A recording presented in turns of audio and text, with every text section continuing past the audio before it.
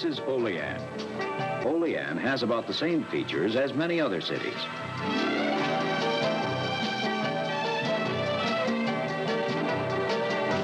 But it does have one thing that's very much different.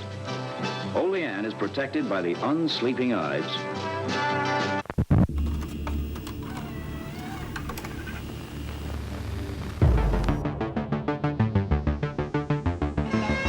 We have many questions about this new technology.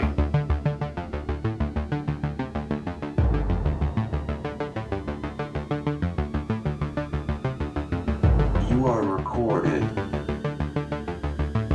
Une petite révolution sur le marché de la vidéosurveillance, une caméra nouvelle génération dite intelligente.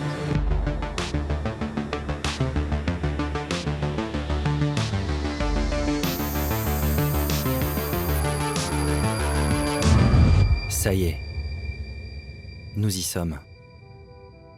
Il aura fallu 50 ans. 50 ans pour que l'intelligence artificielle donne aux autorités un pouvoir jamais égalé. Celui de tout voir, tout entendre, partout, tout le temps.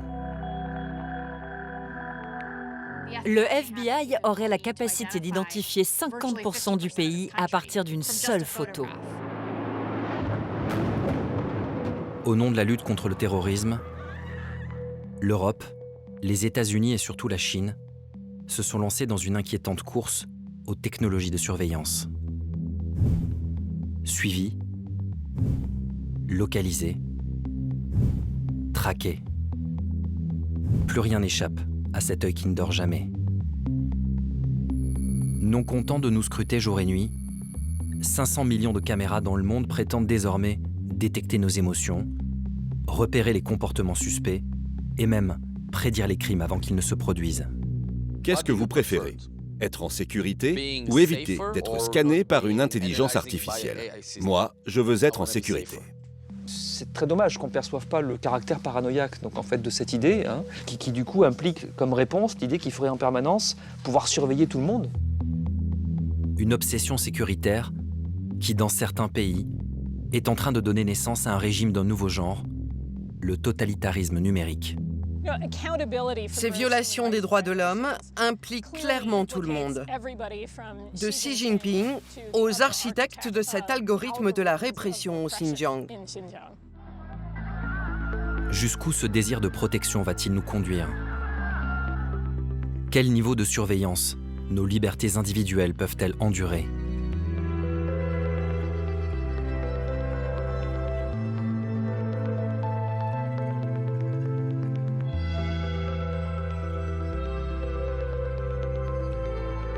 La révolution numérique va-t-elle transformer notre monde en une planète habitée par 7 milliards de suspects ?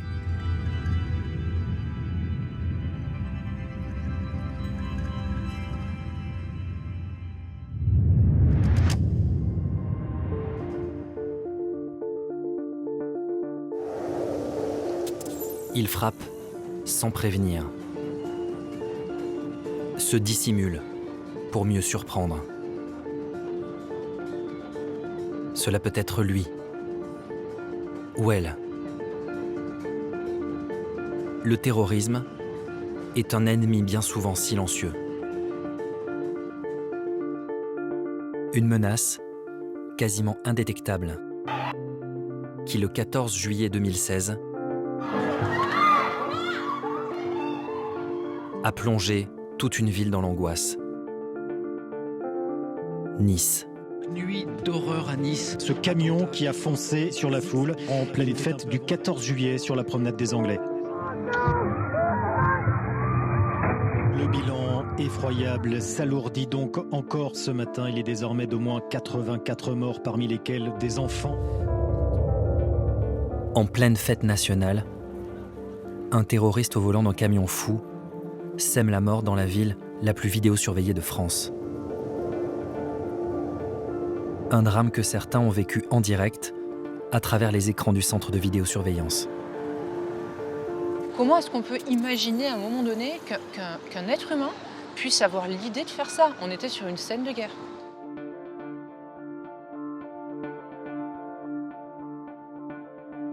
Il n'y a pas un jour où je me lève sans qu'il y ait des images.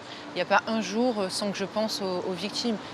On a vu des gens mourir, on a vu des gens blessés, on a vu la peine, l'horreur, la douleur, en étant impuissant. C'est affreux comme sentiment. Jusqu'à la fin de ma vie, j'y penserai.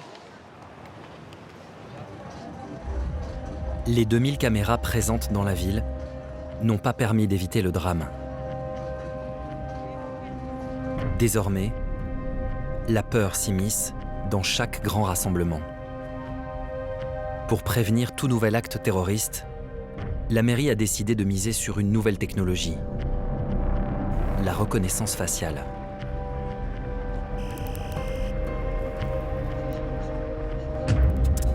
Bonsoir à tous, merci de vous porter volontaire pour cette expérimentation de reconnaissance faciale. On va voir avec le logiciel qui est en test comment il va être possible de vous reconnaître. Vous allez entrer dans la zone de reconnaissance faciale au milieu d'autres personnes. Chacun va avoir un scénario à jouer. Et bien allez, on y va.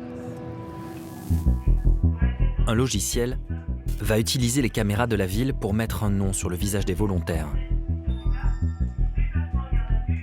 Avec l'aide d'une seule photo, il va tenter de les identifier lorsqu'ils franchiront les portes du carnaval. Ayman jouera un apprenti terroriste.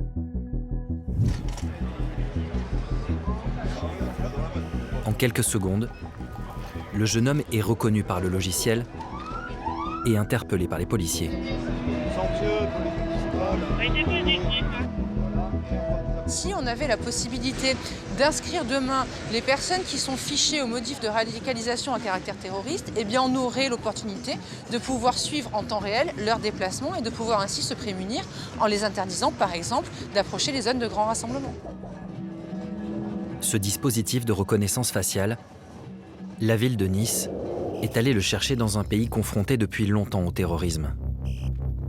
Une nation qui a fait de sa sécurité son obsession et la condition de sa survie. Israël.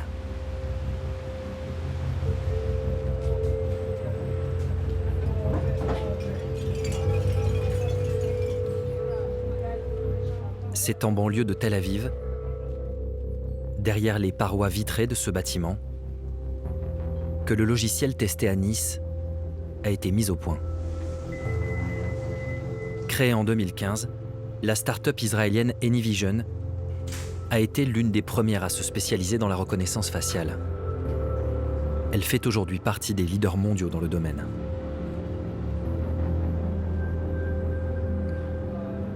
Voilà donc notre bureau. Nous avons environ 250 personnes en tout qui travaillent pour nous. Et 6 bureaux à travers le monde. Là, nous avons 150 personnes. Ça, c'est notre salle à manger. Si vous voulez prendre un café, vous pouvez vous servir. On a une machine à expresso fabuleuse.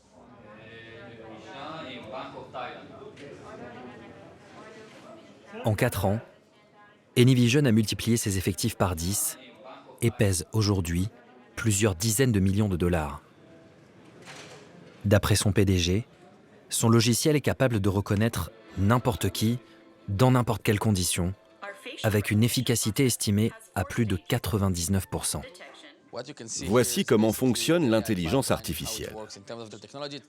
Tout d'abord, on détecte le visage.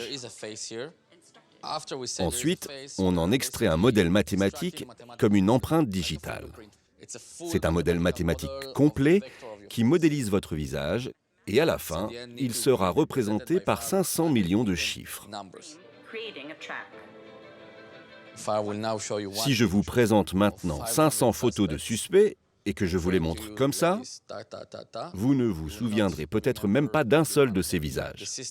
Le système actuel, lui, peut apprendre 500 images en moins d'une seconde et les identifier dans la vie réelle. C'est quelque chose que le cerveau humain ne pourra jamais faire. Aujourd'hui, notre entreprise est la plus importante du monde occidental en termes d'effectifs.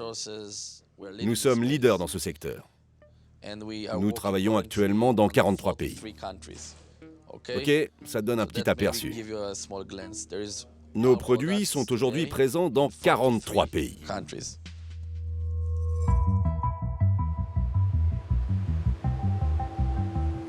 Banques, hôpitaux, écoles.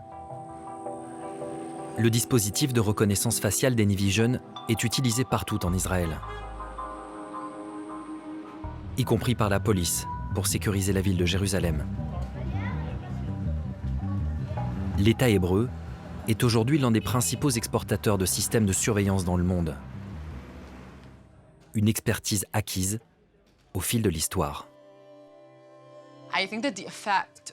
L'effet de l'occupation de la Cisjordanie et de Gaza, mais aussi le fait d'être situé au cœur du Moyen-Orient et de surveiller constamment l'intégralité des pays autour de nous, c'est ce qui a permis à cette industrie de se développer. Israël compte le plus grand nombre de sociétés de surveillance par rapport à d'autres pays.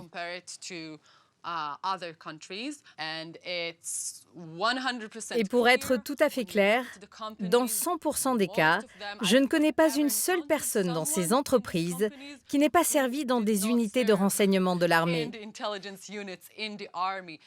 C'est ça la grande force d'Israël. Et Anyvision n'échappe pas à la règle. L'un des fondateurs de la start-up n'est autre qu'Amir Kane, l'ancien responsable du Malmab, le service du contre-espionnage israélien. Et l'un des conseillers de la firme est Tamir Pardo, l'ancien directeur du Mossad. Le système de reconnaissance faciale d'Anyvision serait depuis peu secrètement utilisé par les forces armées israéliennes afin de surveiller les Palestiniens en Cisjordanie. Les affaires prospèrent avec les risques d'attentats. Très souvent, lorsque vous vous rendez dans des salons en Israël dédiés aux technologies de surveillance, et c'est mon cas, vous entendez en introduction des discours sur la menace croissante du terrorisme en Europe, sur les risques d'attentats, etc. Évidemment, je ne dis pas que cette menace n'est pas réelle, mais au bout du compte, il s'agit d'apporter une solution à un problème. Et si vous voulez vendre une solution, il vous faudra communiquer sur ce problème et expliquer pourquoi votre produit est la meilleure solution. Qu'est-ce que vous préférez? Être plus en sécurité quand vous sortez dans la rue le matin ou éviter d'être scanné par un système d'intelligence artificielle? Moi, je veux être plus en sécurité. Quand j'emmène mes enfants à l'école, je veux qu'ils soient en sécurité. En 15 ans, les actes terroristes sont passés de 2000 à près de 14 000 par an dans le monde. Quant au nombre de tués, il a été multiplié par 9. Comme un virus, la peur des attentats se propage. Et les villes se protègent.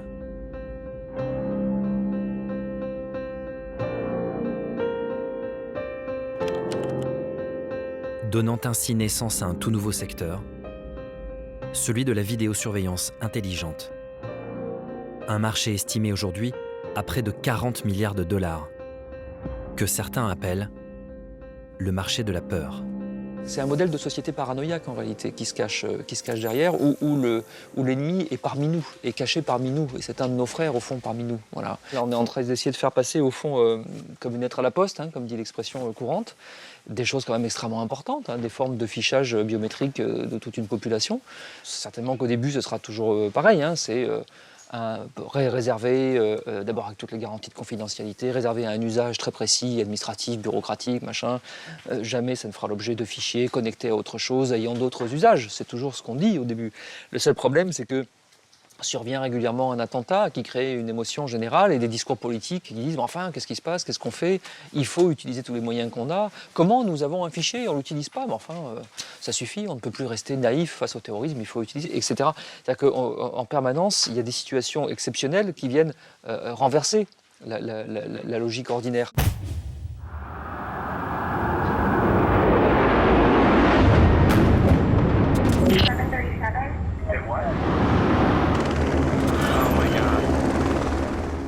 Aux États-Unis, l'événement qui a renversé la logique ordinaire a eu lieu le 11 septembre 2001, lorsque 4 avions sont venus détruire les symboles d'une Amérique toute puissante. 45 jours plus tard, George Bush riposte avec une mesure qui va transformer la société américaine en profondeur, le Patriot Act. Patriot Act was the clear, considered response of a nation at war. Le Patriot Act étend considérablement les pouvoirs des autorités américaines. Le FBI est autorisé à fouiller dans les données personnelles, fiches médicales, relevés bancaires. La NSA a la possibilité de placer sur écoute, sans mandat, tout citoyen américain. Le gouvernement peut faire emprisonner n'importe quel suspect, indéfiniment et sans procès préalable. Le Patriot Act devait durer 4 ans. 18 ans plus tard, l'essentiel de cet arsenal sécuritaire est toujours en place. L'arrivée de Donald Trump marque une nouvelle étape dans la politique de surveillance américaine, l'avènement de la reconnaissance faciale. We're going to be protecting people environmentally and safety-wise, but we're going to be moving it quickly, very quickly. Dès le début de son mandat, il donne l'ordre d'utiliser cette technologie pour surveiller la totalité des passagers internationaux. La reconnaissance faciale fait son entrée dans les aéroports, les écoles et même les commissariats de police, où elle est utilisée dans le cadre d'enquêtes criminelles.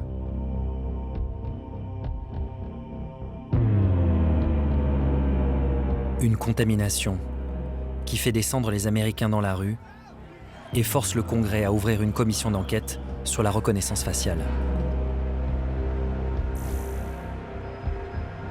Durant les auditions, 2 juristes vont ouvrir les yeux des parlementaires sur les dangers liés à cette nouvelle technologie, Nima Gouliani et Clark Harvey.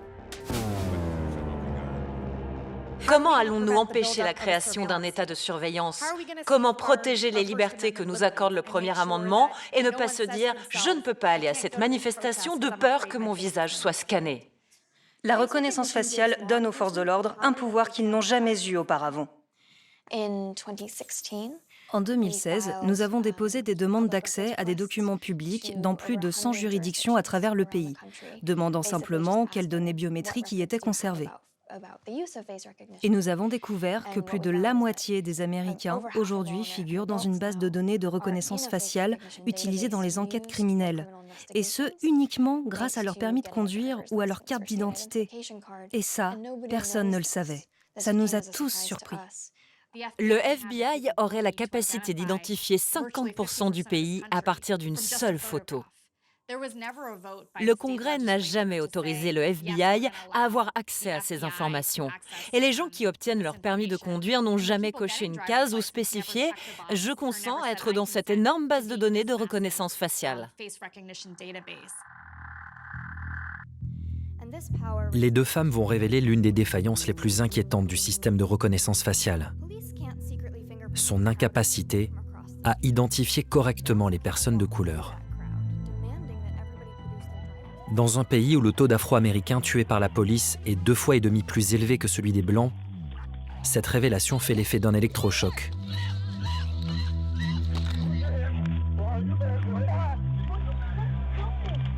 D'autant qu'une firme propose aux policiers un nouveau système qui leur permettrait d'utiliser la reconnaissance faciale sur le terrain, en temps réel, avec des caméras embarquées.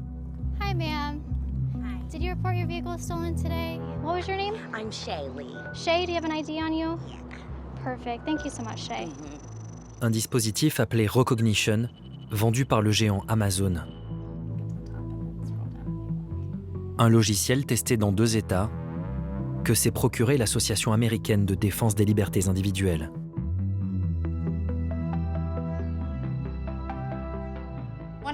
Ce que nous voulions faire, c'était tester le logiciel de reconnaissance d'Amazon, tester son efficacité. On a pris des photos des membres du Congrès et on les a comparées à une base de données de 25 000 photos d'identité.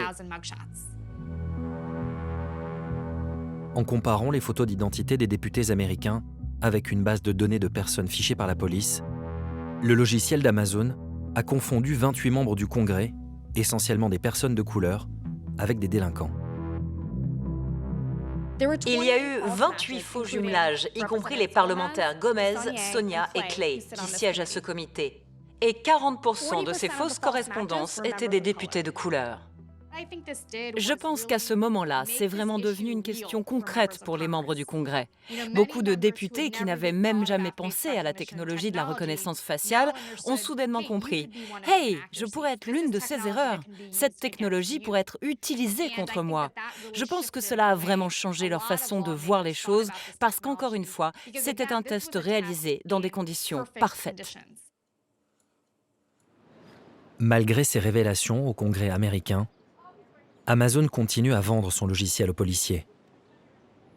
Un logiciel à fort potentiel, commercialisé à un prix agressif, à peine 12 € par mois.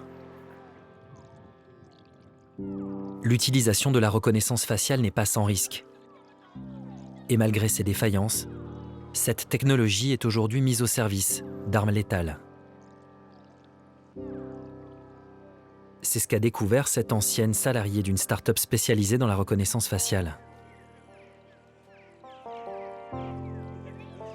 En 2016, Liz O'Sullivan est engagée comme cadre et nommée responsable éthique chez Clarify, une jeune société pleine d'avenir.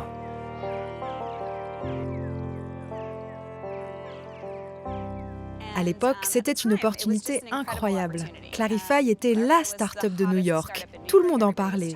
C'était en plus une entreprise qui œuvrait pour le bien-être de la société. Sa mission, c'était de rendre la vie meilleure. C'était leurs éléments de langage. Nous étions tous très fiers. C'était comme une secte. C'était vraiment très amusant. Tout le monde était si intelligent, si beau et tellement amical. C'étaient les gens les plus gentils et les plus intéressants que vous pouviez rencontrer. Un an après son embauche, l'ambiance de Clarify change du tout au tout. Liz sent que son PDG cache quelque chose. Pour une raison inconnue, ils ont décidé de dissoudre le comité éthique. Ils ont exigé que nous couvrions entièrement les fenêtres de la porte pour que personne ne puisse voir à l'intérieur du bureau. Tous ces éléments mis bout à bout ont commencé à me rendre méfiante, et je n'étais pas la seule. La jeune femme mène son enquête et découvre ce que son PDG cherche à dissimuler. Clarify aurait passé un contrat avec le département de la défense américaine dans le cadre d'un projet baptisé Projet Maven.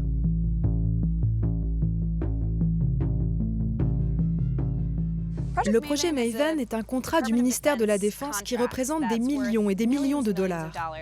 À l'origine, Google, Microsoft et Amazon y participaient, mais il y avait aussi quelques startups impliquées dans le processus d'appel d'offres. C'était un peu comme un concours. Celui qui mettrait au point le meilleur modèle de localisation d'objets obtiendrait le contrat. C'est la dernière pièce du puzzle pour de très bons drones tueurs autonomes. La vision par ordinateur est bien meilleure que celle de l'homme dans ces processus de décision. Donc si vous êtes une entreprise travaillant dans l'intelligence artificielle, et que vous faites de la reconnaissance faciale, vous risquez d'être complètement séduit par la promesse de millions et de millions de dollars. Et vous allez travailler dans ce sens. En 2 ans, le Pentagone aurait ainsi investi plus de 70 millions de dollars pour mettre au point un drone capable de viser une cible de manière autonome, sans intervention humaine, grâce à la reconnaissance faciale. Pour tirer les choses au clair, Liz décide d'écrire à son PDG et lui poser cette question. Je lui ai demandé si on travaillait tous à la construction d'armes autonomes. Pour tuer des gens ? Oui, pour tuer des gens. Il s'est assis et m'a dit « Tu sais, toutes les technologies ont 2 facettes, une bonne et une mauvaise. » Mais il a aussi dit qu'avec le temps, cette technologie deviendrait de plus en plus puissante et précise, et qu'il serait préférable que ce soit une machine qui prenne la décision de tuer plutôt qu'un être humain. Et là, je ne suis pas d'accord. C'est comme dans Terminator. Exactement, comme dans Terminator.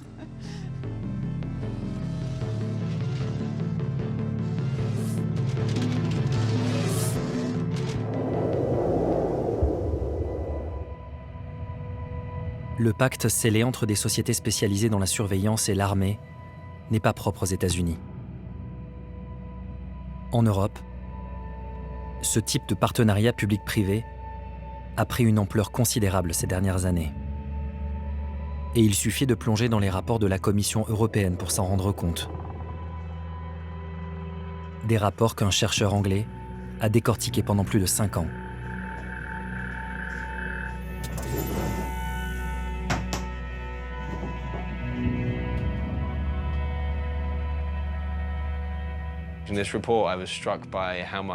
En étudiant ce rapport, j'ai été frappé de constater à quel point ces technologies ressemblent aux mauvais films de science-fiction des années 80. Par exemple, il y a un projet appelé Rollborder qui vise à créer des essaims de drones semi-autonomes pour patrouiller le long des frontières européennes. Il y a aussi des détecteurs de mouvement dans les égouts ou dans le système hydraulique. Ils ont également développé ce truc qui ressemble au film Johnny Five, une sorte de robot qui devait contrôler les frontières. Mais une commission d'évaluation a décidé finalement que ce produit n'était pas prêt à être mis sur le marché. Ces projets dignes d'un film de science-fiction n'auraient pas pu voir le jour sans d'importantes subventions publiques. 1,4 milliard d'euros de fonds européens destinés à la recherche, attribués pour près de 40% à des entreprises privées. Pour mesurer l'influence des entreprises privées, il suffit de regarder la composition du groupe d'experts chargé de conseiller la Commission européenne sur les questions de sécurité. Sur les 20 experts du groupe, un tiers déclare des liens d'intérêt avec des entreprises ou des lobbies de l'industrie de la sécurité. Le président de ce groupe, M. Alberto Benedictis, a même été directeur de l'ASD, le lobby principal des industriels de la défense. Vous savez, je ne pense pas que les personnes derrière ces projets sont nécessairement des individus malveillants. Mais il y a un dicton qui dit « l'enfer est pavé de bonnes intentions ». Ce qui veut dire que les gens peuvent essayer de faire des choses qu'ils pensent être bien, mais qu'elles peuvent avoir des conséquences malheureuses.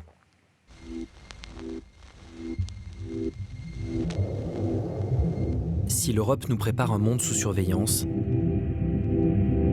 en Chine, la réalité a déjà dépassé la fiction. Imaginez une société où plus personne n'aurait peur, car la technologie aurait permis de diviser le crime par 2. Un pays où les vols à la tire auraient quasiment disparu, où les citoyens auraient si bien intégré la surveillance des caméras qu'ils en oublieraient leur présence. Dans cette société idéale, plus aucun piéton ne traverserait au mauvais moment, sous peine de voir son visage s'afficher sur un écran de l'autre côté de la rue. Dans cette société idéale, l'intelligence artificielle aurait permis à un homme de réaliser son rêve le plus fou. Prendre le contrôle total d'1,4 milliard de personnes. Xi Jinping prend conscience, lui, de l'importance de l'intelligence artificielle, je pense assez tôt quand même. C'est-à-dire qu'il faut remonter à 2008. En 2008, il est vice-président de la République et il est aussi responsable des Jeux Olympiques de Pékin. Et c'est lui qui donc va être responsable un petit peu de toute l'organisation et surtout de la surveillance de la ville. Et donc, à partir de ce moment-là, il va organiser tout un réseau de caméras de surveillance sur l'ensemble de la ville pour éviter toute manifestation pendant les Jeux Olympiques de 2008. Parce que très très vite, il comprend que les caméras à contrôle facial, que les systèmes de contrôle vocaux pour reconnaître les gens dans la foule, que tous ces systèmes-là sont extrêmement intéressants et que s'ils sont bien organisés, peuvent donner un nouvel outil au gouvernement et à lui pour se maintenir au pouvoir. Et il met en place, on va dire, la première dictature numérique au monde.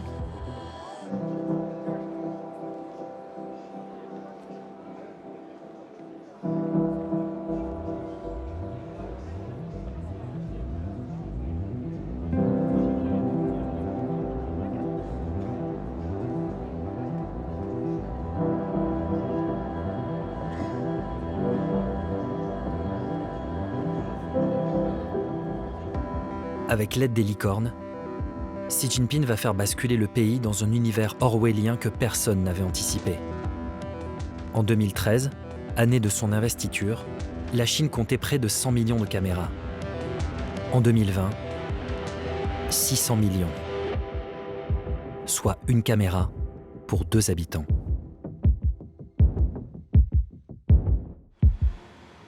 ce contrôle social est sans limite.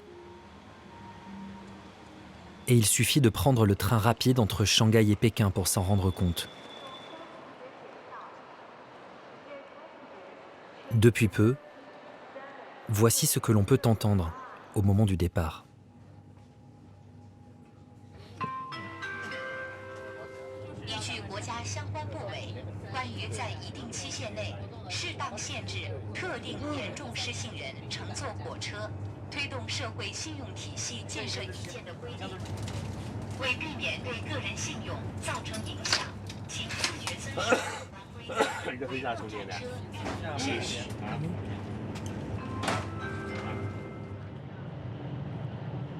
Récemment, l'Empire du Milieu a décidé de mettre la société au pas en instaurant un système de notation qui récompense ou pénalise les citoyens en fonction de leur comportement.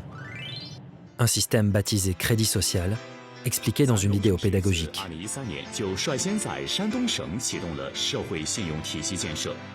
为所有社会成员建立政务信用档案，依据信用分数高低划分为 AAA 到 D 6个等级。我是 AA 信用等级，有什么激励措施？你可以参与评先进、评职称、发展党员，享受政策扶持优先，免抵押信用贷款。我酒后驾驶等级降为 B 级。很遗憾，你不能入党，不能当村居书记，不能参选2代表1委员。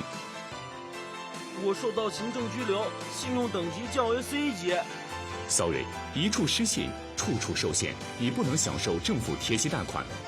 我是法院老赖，等级降成 D 级。你将受到联合惩戒，被列入了失信黑名单，不能当兵，不能坐飞机，不能参加政府采购工程招投标，不能获得政策支持。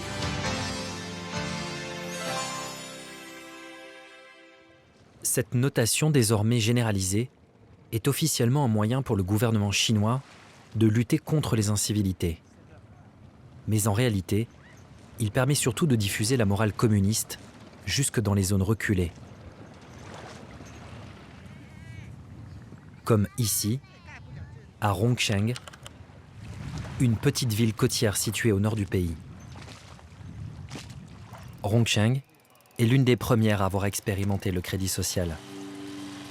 Le barème de points est affiché au centre de chaque quartier pour informer les habitants des règles à suivre. 5 points, déduits pour la découpe illégale et le séchage de nourriture. 5 points, déduits pour le brûlage d'ordures ménagères ou de feuilles. Certaines de ces règles incitent clairement à la délation. Signaler la participation à des sectes, les faux et contrefaçons, constructions illégales, 5 points de gagné. À Rongsheng, ce contrôle social semble être plutôt bien accueilli par une population en mal de valeur morale. L'intérêt du groupe prime sur celui des individus. C'est utile pour nous, les paysans qui veulent s'installer en ville. Ça nous fait réfléchir pour nous améliorer. Et puis le système de points qu'on ajoute, qu'on retire, pour les citadins, c'est bien. Cela permet de s'élever. Tout le monde veut avoir des points en plus, pour devenir des résidents d'excellence. Chacun est responsable de son comportement, se surveille. Il faut avoir une bonne attitude, des bonnes habitudes. Comment voyez-vous les gens qui sont mal notés? Comment dire? Ceux qui ont des scores bas, on va un peu moins les fréquenter. Si on n'est pas vertueux, personne ne voudra vous fréquenter.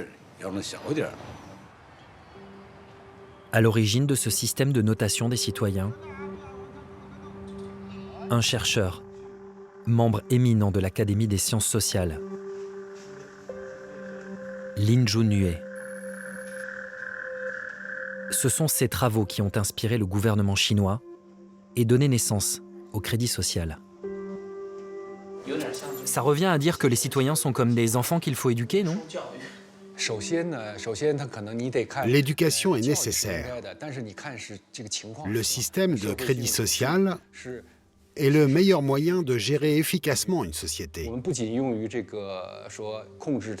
Avec cela, on peut non seulement contrôler les risques financiers, les risques bancaires, mais aussi rétablir l'éducation morale l'honnêteté, les comportements vertueux, la résolution des problèmes par le crédit social. Ce n'est pas l'envoi en prison quand on a enfreint les lois. C'est le regard du reste de la société qui trouve que votre attitude n'est pas bonne.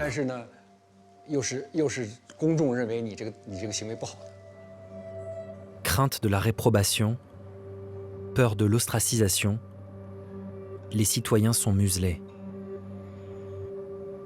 Les mieux notés ont droit au tableau d'honneur et deviennent la fierté de toute une nation, comme à l'époque maoïste. Ainsi, à Rongchen, leur visage s'affiche aux abords du siège local du Crédit Social, comme dans toute la ville.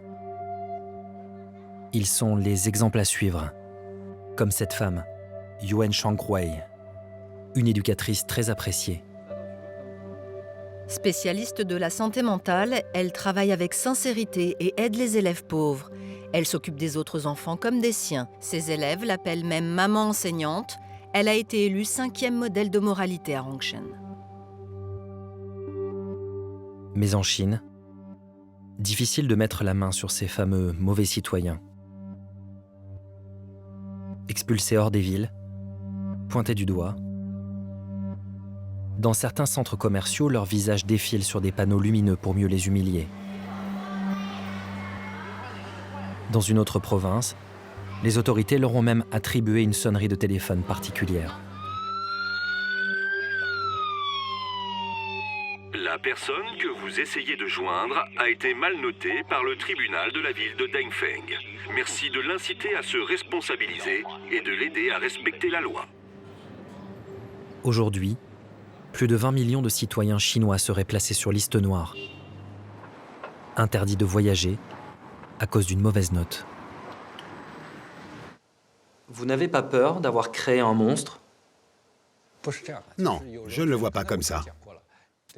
D'abord, il faut la paix et la stabilité, que chacun vive bien. Et après seulement, on réfléchira aux droits de l'homme. Vous comprenez? Quand vous n'arrivez même pas à vivre, tout le reste est superflu. Je pense qu'on a mis en place une bonne méthode technologique. Et j'espère vraiment qu'on arrivera à l'exporter dans un pays capitaliste. Selon ce chercheur, le Cambodge, le Sri Lanka et même le Chili et la Pologne seraient intéressés par ce système de crédit social. Progressivement, le Big Brother chinois s'exporte. Et ce n'est qu'un début. La Chine développe actuellement un immense plan d'investissement de 1000 milliards de dollars afin de renforcer ses échanges commerciaux et de la connecter avec le reste du monde. Grâce à ce projet baptisé les Nouvelles Routes de la Soie numérique par Xi Jinping, 60 à 80 pays devraient pouvoir bénéficier des technologies de surveillance chinoises.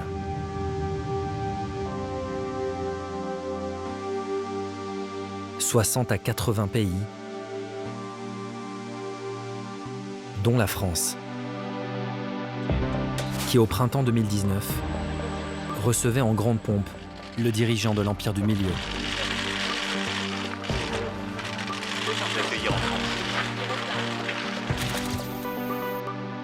Une visite dénoncée par plusieurs associations de défense des droits de l'homme.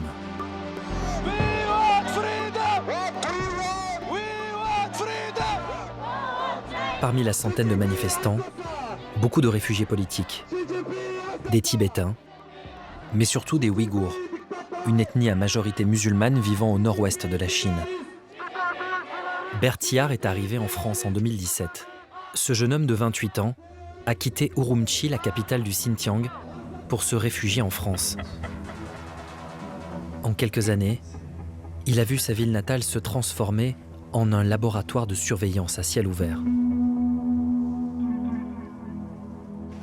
Au Xinjiang, il y avait déjà des caméras partout, à chaque coin de rue. Mais en 2009, nous avons appris l'arrivée d'autres technologies. Par exemple, l'enregistrement vocal. Certaines voitures de police étaient équipées de machines qui permettaient de capter des conversations à distance. Quand on se baladait dans la rue en discutant, si on voyait une voiture de police qui passait, on arrêtait la discussion jusqu'à ce que la voiture s'en aille. On allait au moins à 10 km de la ville, parfois 40 ou 50, pour partager nos opinions politiques. Dans des endroits où il n'y avait pas d'équipement de surveillance, comme les montagnes, les forêts ou les lacs. Au Xinjiang, le basculement a eu lieu le 5 juillet 2009.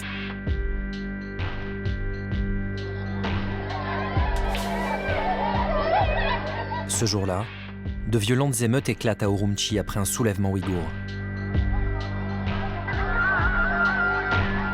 Une manifestation durement réprimée par la police armée.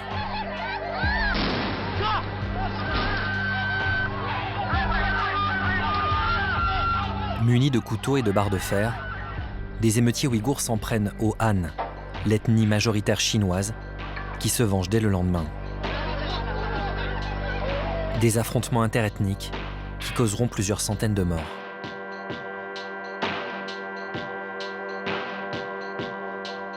Sous couvert d'une lutte contre le terrorisme et l'extrémisme religieux, Pékin met en place un vaste plan de sécurisation de la province.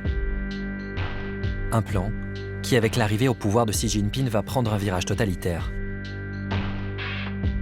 D'après un discours secret distribué aux hauts fonctionnaires locaux du parti, le président chinois appelle dès 2014 à lutter contre le terrorisme, l'infiltration et le séparatisme en utilisant les outils de la dictature et en ne montrant absolument aucune pitié.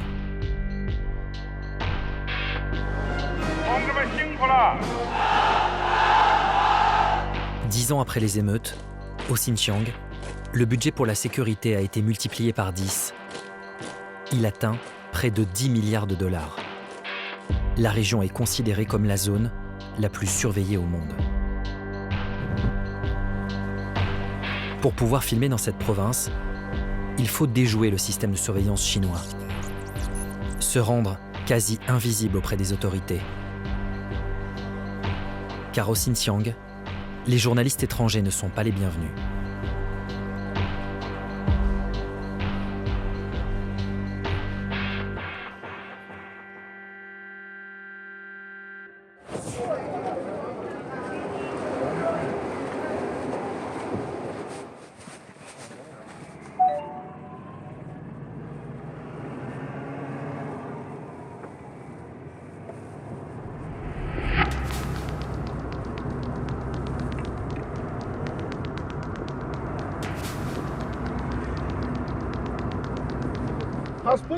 À Urumqi, le climat de peur et de méfiance est d'une rare lourdeur. Checkpoint à reconnaissance faciale contrôlé par l'armée. Commissariat à chaque coin de rue. Les Ouïghours sont constamment fouillés. Leurs téléphones portables régulièrement inspectés.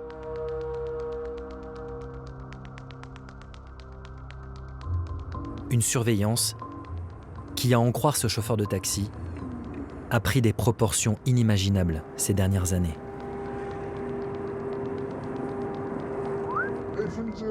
Moi, je loue un appartement. Peu de Ouïghours peuvent le faire. Sur ma porte, j'ai un QR code à l'entrée de chez moi.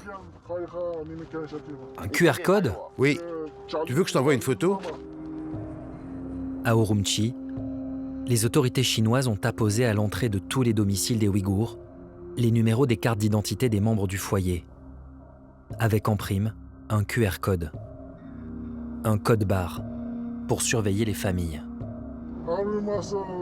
Le QR code, ils le scannent plusieurs fois avec leur téléphone et en scannant le QR code, on obtient le nombre de personnes dans la famille, s'ils sont présents à la maison et ce qu'ils font.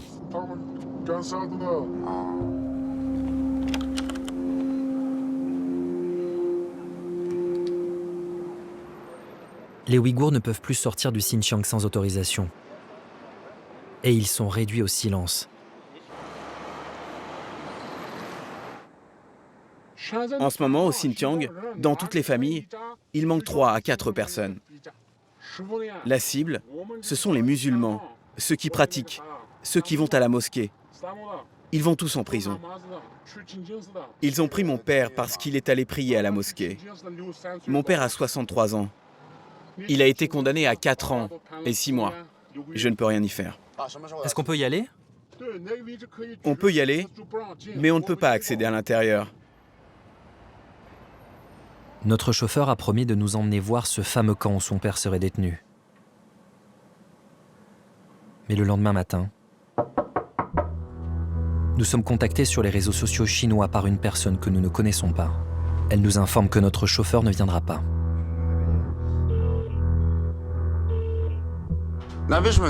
Pourquoi c'est toi qui me contactes? C'est mon camarade de classe. Il m'a raconté ce qu'il a fait hier. Et après, il a eu un problème. Il a reçu un appel. Il a eu des soucis. Je ne sais pas comment dire. Celle qui se présente comme l'amie de notre premier chauffeur a finalement réussi à trouver un remplaçant de confiance. Mais en quittant notre hôtel, nous nous apercevons que nous sommes suivis. Plusieurs hommes nous attendent dans le hall. Au moment de partir, nous repérons une vieille voiture sur le parking, qui semble elle aussi nous attendre. Nous sommes pris en filature.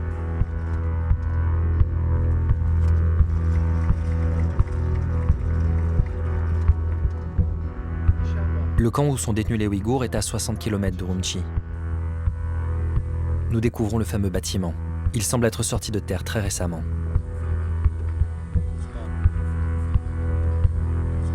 De là où nous sommes, nous pouvons apercevoir des caméras de vidéosurveillance.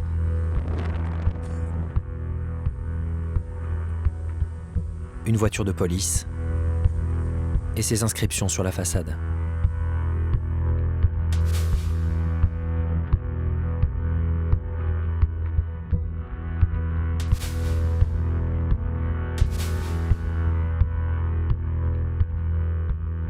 Des camps comme celui-ci, il y en aurait plus de 1000 aujourd'hui au Xinjiang.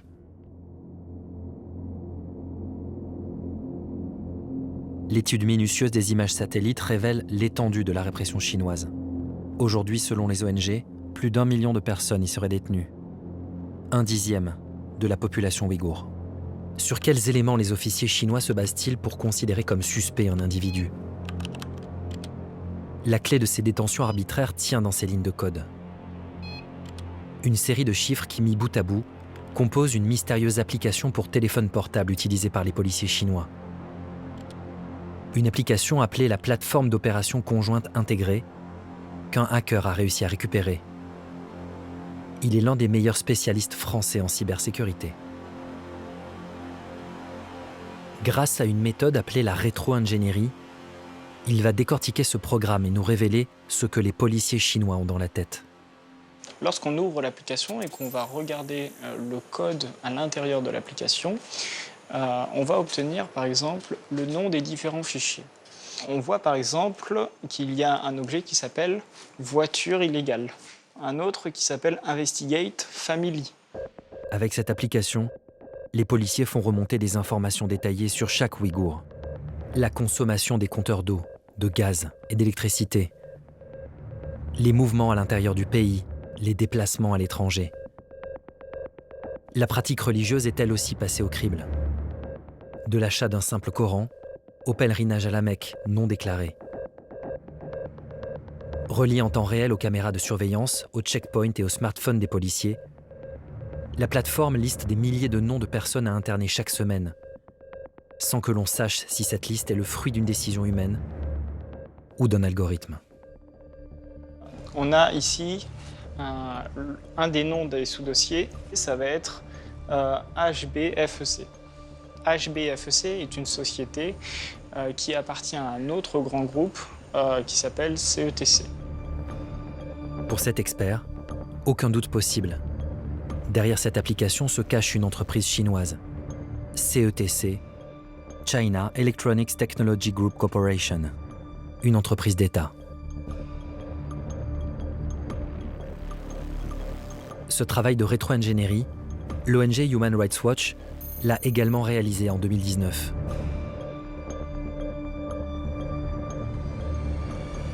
Cette ONG de défense des droits de l'homme a été la toute première à avoir mis la main sur cette application utilisée par les policiers chinois. Une application qui constitue une preuve évidente de violation des droits de l'homme et que l'ONG a baptisé l'algorithme de la répression. Les violations des droits de l'homme impliquent clairement tout le monde, de Xi Jinping aux autres architectes de ce système, mais aussi des entreprises comme CETC ou d'autres qui ont développé cet algorithme de la répression dans le Xinjiang. La plateforme d'opération conjointe intégrée serait la clé du système de surveillance chinois dans le Xinjiang. Des documents obtenus par un consortium international de journalistes montrent que sur une semaine seulement, du 19 au 25 juin 2017, la base de données notifiait aux autorités locales 24 412 noms de personnes suspectes. Conséquence directe, 15 683 sont envoyés dans des centres dits d'éducation et de formation, tandis que 706 sont détenus pénalement, c'est-à-dire probablement destinés à la prison. Enfin, 2096 feront l'objet d'une surveillance préventive.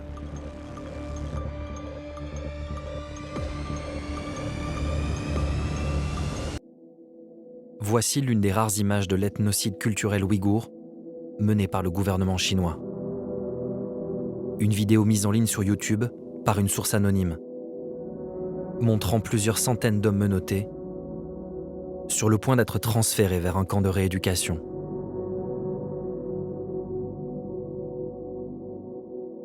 La mise en place de camps de rééducation avec le système de surveillance, la position de QR code sur les maisons qui donnent la possibilité aux policiers de savoir qui est à l'intérieur, combien on gagne, ce qu'on fait, si les enfants vont à l'école, etc. De trains pour emmener ces Ouïghours vers des centres de rééducation ou de concentration, évidemment, rappellent des périodes de l'histoire qui sont assez dramatiques. Lorsqu'elle sert une idéologie totalitaire, la technologie peut causer des dégâts irréversibles. La répression des Ouïghours par le régime chinois en est aujourd'hui le symbole.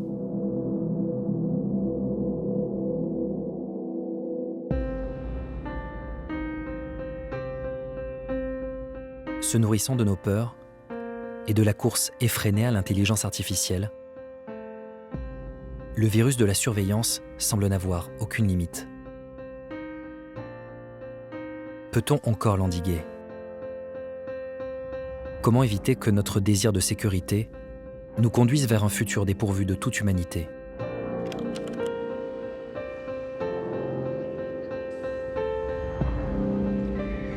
La ville de San Francisco, berceau de la révolution numérique, a fait un choix radical. Par un vote quasi unanime de ses conseillers municipaux, la capitale de la Silicon Valley est devenue en 2019 la toute première ville au monde à bannir la reconnaissance faciale de ses rues.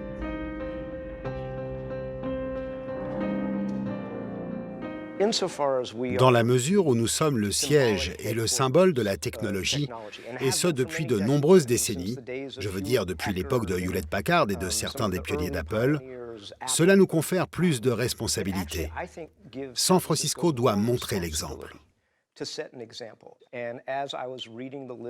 À mesure que je m'informais, que je découvrais dans la presse ce qu'il se passait en Chine, j'ai fait le parallèle avec le régime nazi des années 1930 et 1940. Ce régime s'appuyait lui aussi sur des entreprises informatiques, mais avec des technologies beaucoup moins performantes. Donc, j'ai voulu prendre un engagement. À San Francisco, nous n'utiliserons jamais cette technologie. Aujourd'hui, je veux remettre le génie dans sa bouteille.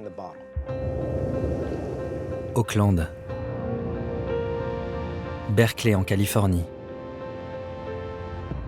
Somerville dans le Massachusetts.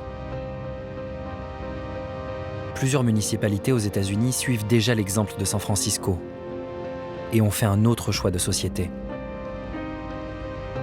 refuser le meilleur des mondes? Et si finalement nous détenions la solution? Le pouvoir d'éviter la dystopie que l'on nous promet. Par un engagement fort,